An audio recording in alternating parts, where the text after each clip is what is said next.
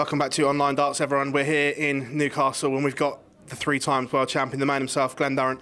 Glen, first of all, it's been a testing time. How are you in general? Because no one's seen or heard anything from you since that Pro Tour. How are you? I'm absolutely fine. It's I think I'm at an exhibition tonight. I've just played Kevin McDine there, and I realised when I was up there I'm missing match practice. And the problem with tension and anxiety is that you hide away. And that's what I've been doing. I mean, good friends have been saying, come out, let's have a game of darts. Yeah, I'll be there. And then 10 minutes to go, I've got to go to the doctors. And I've been hiding away and embarrassed. I tried to go to Super League and it was an absolute disaster. But there's only a couple of things wrong with my game. And I know that now. And tension's one. That follow through with a dart is another. But yeah, I mean, 2021's been my annus horribilis. I was going to say, it's most unlike you, the Pro Tour, when you walked off mid-game, is that the lowest point of your career, full stop? No, it's my biggest regret in my career, that's for sure. You should never walk away from a game. That's the only thing I regret this year. I don't regret about losing. I don't regret about, it's about, finding yourself, because, the game of darts has given me so many highs. But it was, the biggest low was the Grand Prix. Driving to Leicester, knowing I'm going to lose, getting there and averaging 58. I mean, that was a tough night. Losing to Dimmy 7-0 at the Premier League was tough because you're behind closed doors and, that hotel room can get closer and closer and darker and darker. And I thought, is Phil Bars or the guy's going to interview me ever again? There's some dark times been this year. I'm doing my house up as well and the stress of doing that, but I'm going to have a beautiful dart room in about 10 days' time and just going to really get back to basics. But yeah, some difficult times. But the lowest moment was the Grand Prix. My biggest regret was walking away at that Pro Tour. Obviously, lots been made of it, and I know you've been open on this. Last year, when the form started to go, I know a lot of people said COVID, but you've been open and honest and said it was before that. Categorically. Have you now worked out what the issue is? Yeah, I mean, I went for a practice today before I come to the exhibition and it felt good.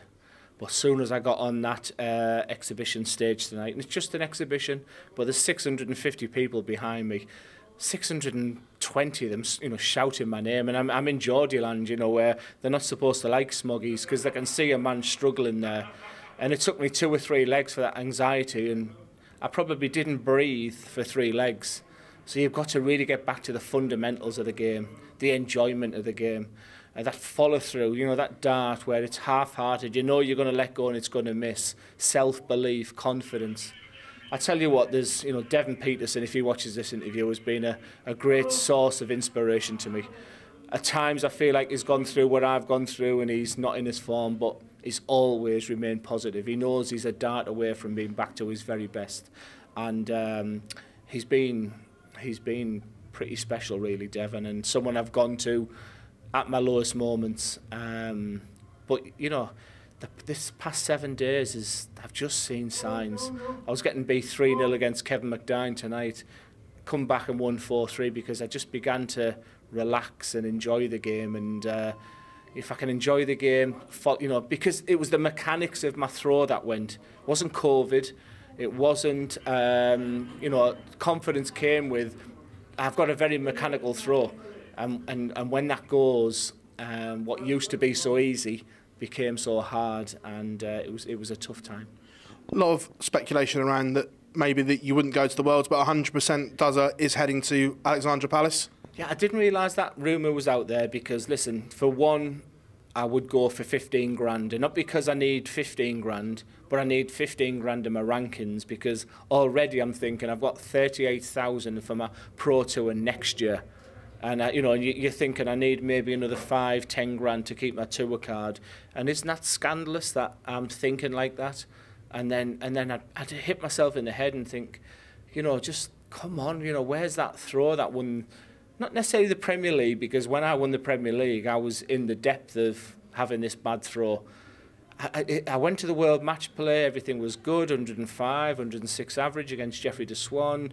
Lost to Dimmy when I was playing well, still winning the Premier League. And then I had like 10 days at Milton Keynes, and I don't know. In between that time, I was like messing about with flights as well, and just some self-doubt came in my mind. And if there's a YouTube video of a game, I must have watched me play Stephen Bunton and Ian White 100 times, because and Jose de Souza in Dublin, because my throw was effortless. And when you talk about low moments, one of my low moments was practicing, stiff as a board, tense, going for treble 20 and hitting treble 12. And, you know, like even I think my voice is going a bit there, because, you know, it was just like, oh my God, what has happened? You know, Premier League champion to hitting treble 12, going for treble 20. Dark moments, tough moments. Came off social media, wouldn't really talk and engage with people. It's been a tough. I just feel now I've turned the smallest of corners. Got 3 or 4 points off of that, because you've been so open and honest. First of all, during those dark moments, did you ever consider handing your card and just going, look, I've had a great career, but I'm done? No. And secondly, do you regret playing in this year's Premier League? On hindsight, would it have been better to say thank you to PDT for the invite, but I'm not in the right place to play? Great questions. First question I've never ever contemplated, because I know that I'm not a million miles away the throw. I'm not a huge. I know what's wrong. I know what's wrong. Get your stance right. Get that little bit of pull back and push that dart. Let that dart follow through.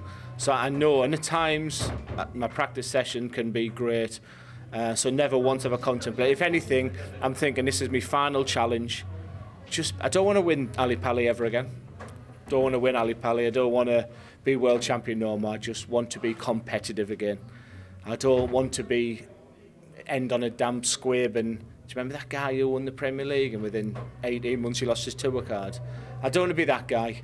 If you interview me and I've just got to the last 16 of a Pro Tour, last 8 of a Pro Tour, I'll be a happy man. I know I'm not in Blackpool. I know I'm not in Dublin next year. I know I'm in nothing. I'm starting again. But no, contemplate packing in never. Yeah, it's been a tough year, but I'm not a quitter. I was never a quitter when I was on the hockey and 2 sets down. So I'm not going to quit now. Same with the Premier League. Did that ever cross your mind, just to say, this isn't right for me right now? So I went to the Premier League and I took Dennis Coleman with me. Dennis Coleman has travelled with me for 20 years. I thought he was my golden goose, my golden egg.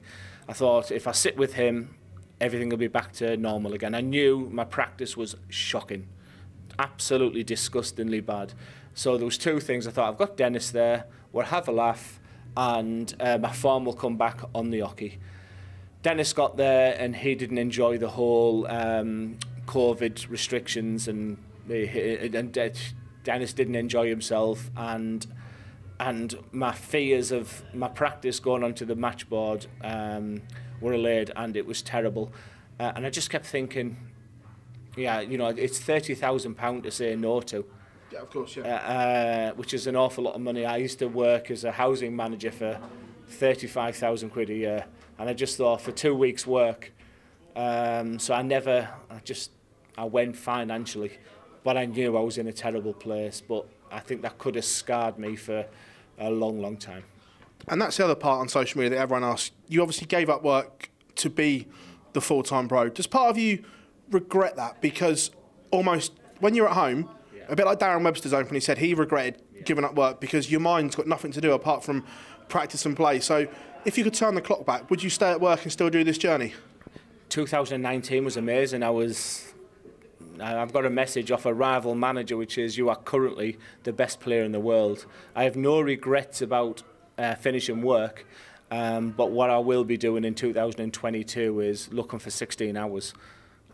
Don't know what that 16 hours, I don't know if I want to go back to housing, start my own business, but if you can imagine 10:40 in the morning, I'm watching Homes Under the Hammer, thinking, oh, I know what I'm doing, I'm not bringing my dart back to my nose.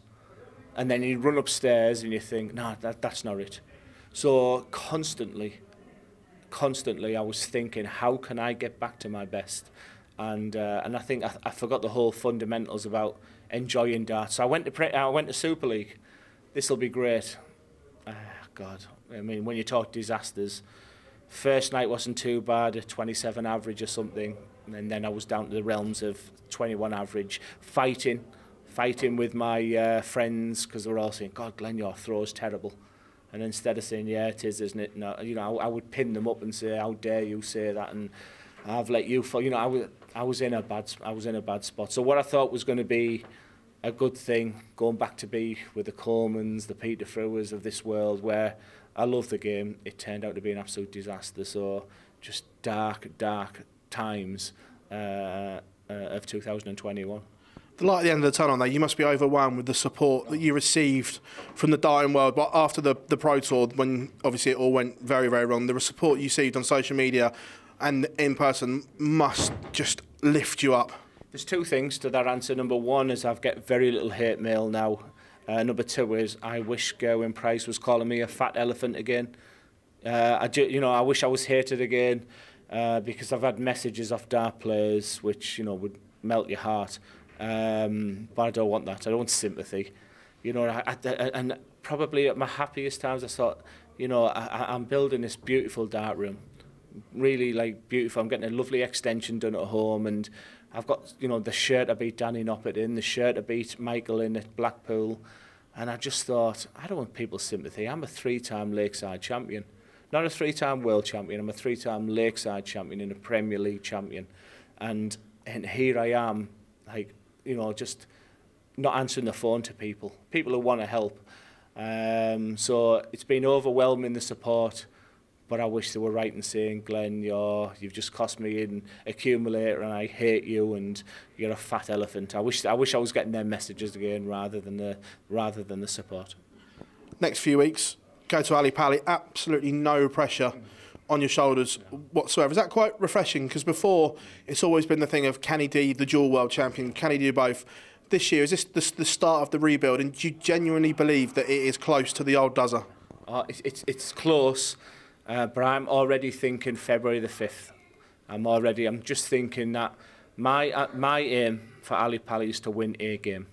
25 grand on the rankings. Willie O'Connor or Dan Lowby, I've just been told. That's my aim. I wouldn't have a clue who's after that. I don't want to know what's after that. I maybe went to Ali Pali 2 years ago thinking, ooh, I wonder. But I don't dream of picking up the Ali Pali trophy right now. I dream of being competitive again. I dream of not being that player who fell from grace, that career implosion. And I'm not. There's times the past 7 to 10 days where it was the real me. And I come tonight and everything went wrong for 3 legs. Everything, all that pressure and the support. There's 650 people behind me right now. And the support, and I could sense that they were like, oh my God, what's happened to him? And then all of a sudden, I mean, after 2.5 legs, I was averaging 20. So 60 average, if you're like, you know, and I finished with a 90 average in the end, which probably shows that the last 4 legs, I was back to close to where I want to be. So it's not a million miles away. It's tension and it's an anxiety trying to manage that, and that self-belief and confidence. And I tell you what, I'm going to be a great coach. I'm going to be a fantastic coach because I know what it's like to be at the top. And now I know what it's like to, when people are going to come and see me, say they're going through problems. Because I'd like to say to you, if I had me coaching me, I'd be back to my very best by now. Because nobody, only Wayne Mardle said, well, I don't need to do anything from your trousers below. And nobody gave me a compliment. What people were saying to me is, oh my God, yeah, your throw is shocking. And it, you know, what a mentor, what a coach it is to say, hey Phil, you're looking good there. That was a great dart. What you need, you just dropped your arm there. What you need to do here, and that's what I needed. I needed me coaching me to get back to me because I needed that like pat on the head. I needed that, come on, well done, come on, son, you can do this, rather than people focusing on what I was doing bad. Glenn, massively appreciate your time and your honesty. It's been great. It's been a while since we've done this, and I know it's been difficult, but massive thank you, mate. Cheers, Phil, and I've missed you too, and I just feel like something could be happening right now, and I'm in probably the best position I've been in the whole of 2021. Pleasure, buddy, as always. Thank you.